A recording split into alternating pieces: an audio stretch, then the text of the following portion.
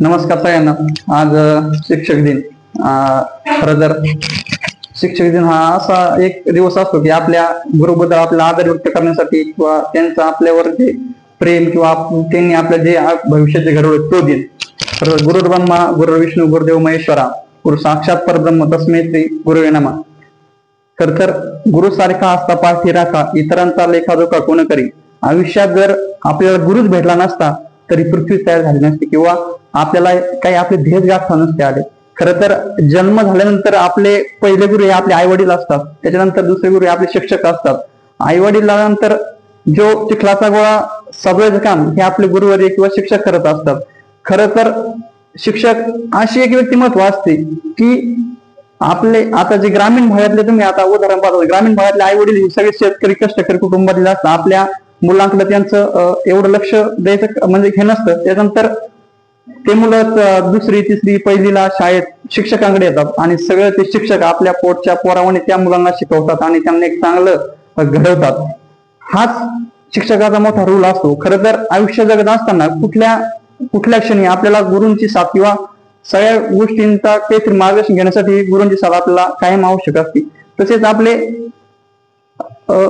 म्हणजे ह्या स्टेनो क्षेत्रात आल्यापासून किंवा भविष्यात कुठल्याही क्षेत्रात आपल्या कुठल्या गोष्टी निर्णय घ्यायचा असला आपण आपल्या गुरुवाल्यांकडे किंवा आपल्या शिक्षकांकडे जात असतो. तसेच आपले सर्वांचे आदरणीय आणि गुरुवर्य आम्ही त्यांना कुठलं स्थान देऊ असं आम्हाला प्रश्न कधी पडतो. असे आदरणीय हापसे सर यांच्याबद्दल जितकं बोलावं तितकं कमी आहे असं मला वाटतं.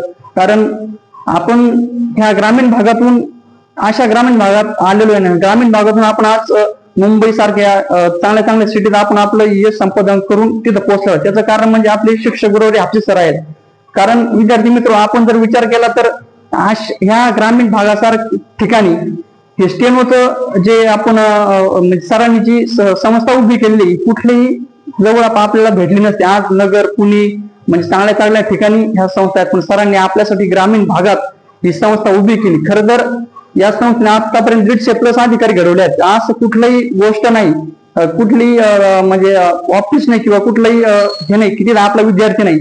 कुठे गेलं तरी विचारतात की कुणाचे विद्यार्थी हापसे सरांचे विद्यार्थी. आम्हाला आमचा ऊर या अभिमानाने भरून येतो की आम्ही हापसे सरांचे विद्यार्थी आहोत. काय वाटतं काय माहित नाही. पण जेव्हा सर आम्हाला असं म्हणजे कोणी विचारतं की तुम्ही कोणाचे विद्यार्थी आहात काय आहात पण आम्हाला अभिमान सांगू वाटतं की आम्ही हापसे सरांचे विद्यार्थी आहोत. त्यांना पण अभिमान वाटतो की हापसे सर कोण आहे. असं कित्येक काल परवा मी एका ठिकाणी इंटरव्ह्यू दिला आणि तिथं हे झालं. त्यावेळेस विचारलं कुठून आला काय आला. माझी थोडी स्किल टेस्ट वगैरे घेण्यात आली आणि तू कुठाचा विद्यार्थी मी टायपिंग वगैरे दिली. ते मी सोनेचं नाव घेतलं ते म्हणजे हापसे सरांचं म्हणलं हा.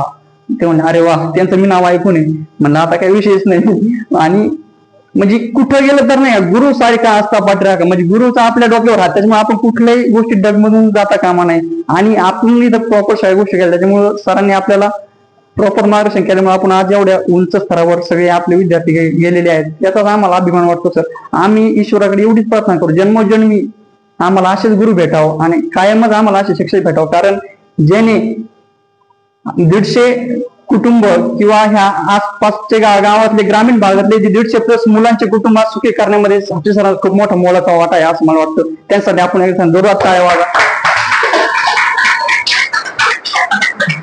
खरं तर सर आज इथं समोर जे विद्यार्थी बसले ते खूप गरीब घरातले विद्यार्थी आपलं सर्व म्हणजे पण आज त्यांच्या घरात जर सुखाची भाकर कोणामुळे मिळत असत ती हापसे सरांमुळे मिळत असत. आज स्पर्धा परीक्षा करत असताना आज तुम्ही पुण्या ठिकाणी गेला दिल्ली ठिकाणी गेला तर आपल्याला खर्चाचा खूप मोठा डोंगर आपला पार करावा लागतो किंवा आपला खर्च आपल्याला झेपत नाही. म्हणून आपल्या ग्रामीण भागातली मुलं हे शिक्षणापासून वंचित राहतात. पण आज तुटपुंजा फीमध्ये सर हे चालवतात आणि आपले मुले क्लास 2 क्लास 1 पर्यंत पोहोचवतात. म्हणजे किती मोठी गोष्ट आहे आपल्यासाठी. किती ग्रामीण भागात सरांनी एवढं मोठं म्हणजे आपल्यासाठी एक स्थान निर्माण करून दिले. याच्याबद्दल मी सरांचे खूप खूप आभार मानतो आणि शिक्षक दिनानिमित्त मी सरांना शुभेच्छा देतो आणि माझे 2 शब्द सांगतो. धन्यवाद.